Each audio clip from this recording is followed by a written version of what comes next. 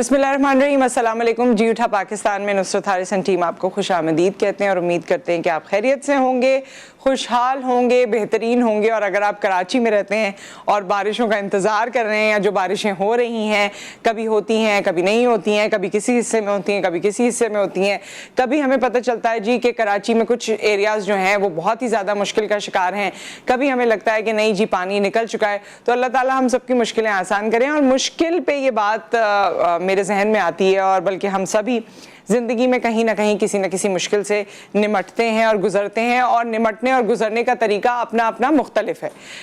कुछ लोग जो है बहुत सब्र करके मुश्किलात से निकल जाते हैं, कुछ लोग बात करके अमल करके निकल जाते हैं, कुछ लोग बहुत ज़्यादा झुंझुलाते हैं, परेशान होते हैं, कुछ लोग रोते हैं, चीखते हैं।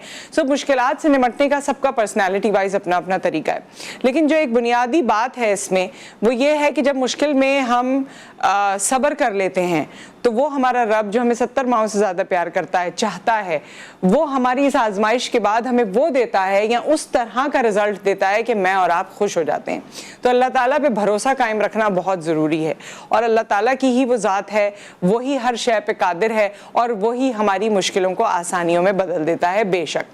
अच्छा, इसमें एक और चीज़ भी है। जब मैं ये तमाम चीज़ें सोच रही थी तो इस पर मुझे एक किस्सा याद आया, वाक़या जो मैंने कहीं पढ़ा है। एक स्टोरी मैंने पढ़ी थी कि एक बेटी जो है वो अपने जब मैके आई तो अपने वालिद से कहने लगी कि मेरे ससुराल में बहुत मुश्किलात हैं और मुझे बड़ी परेशानी है, और बहुत सारी शिकायतें उसने की। तो उसके वालिद ने कहा कि तुम कॉफ़ी, अंडा और आलू, इन तीनों को अलग अलग जगह पे बॉईल करो। वो बड़ी हैरान हुई कि मैं अपना मसला बता रही हूँ और ये कह रहे हैं कि इन तीनों को अपनी अपनी जगह बॉईल करो। तो उसने खैर वालिद के कहने पे तीनों को अपनी अपनी जगह बॉईल किया।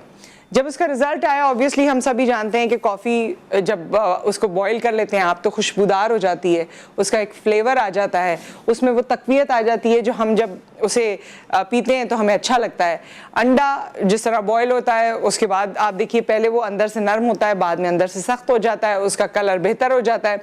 इसी तरह जैसे आलू सख्त है लेकिन बॉईल होने के बाद वो नरम हो जाता है। तो उसके वालिद ने उसे सिखाया कि देखो हर चीज़ अपने हाईएस्ट टेम्परेचर पे, वो इंग्लिश में तो कहते भी हैं ना बॉइलिंग वाटर या हॉट वाटर में आप हैं, यानी आप मुश्किल में।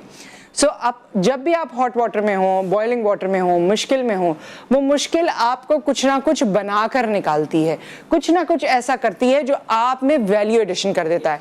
आलू कच्चा हम नहीं खा सकते, लेकिन पक जाता है तो आप देखिए कि हम उसे खा सकते हैं। और इसी तरह कॉफ़ी का जो फ्लेवर और खुशबू है वो कैसे डेवलप होती है, जब वो बॉइलिंग वाटर में आता है। अदरवाइज उससे पहले जो वो रॉ फॉर्म में है वो हमारे किसी काम की नहीं है।